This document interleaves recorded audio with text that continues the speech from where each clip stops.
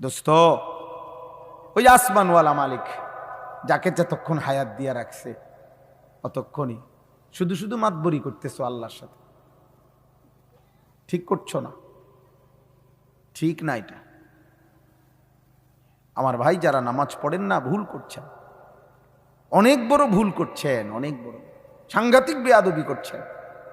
কোনোভাবে এটা উচিত না, কোনোভাবে।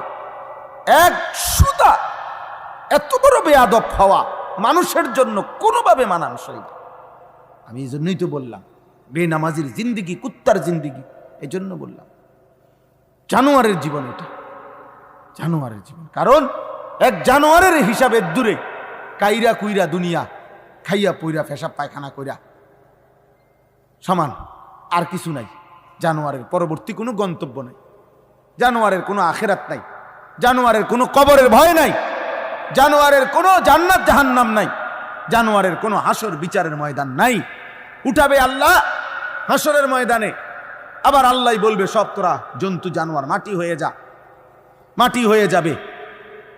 কিন্তু আমাদের হিসাব আছে রে আব্বা, আমাদের মৃত্যু আছে, আমাদের কবর আছে, আমাদের পরকাল আছে, আমাদের এক এক সেকেন্ডের আমল নামা লেখা হচ্ছে। আমরা চাইলেও আল্লাহ জানে, আমরা না চাইলেও আল্লাহ জানে। আমরা গোপন আস্তে বললো আল্লাহ শুনে, আমরা জোরে বললো আল্লাহ শুনে। কিছু না বলে অন্তরে অন্তরে যদি আমরা জল্পনা কল্পনা করি, আল্লাহ তাও জানে। ও আসিররু কাওলাকুম আবিজহারু বিহি ইন্নাহু আলিমুম বিদাতিস সুদূর।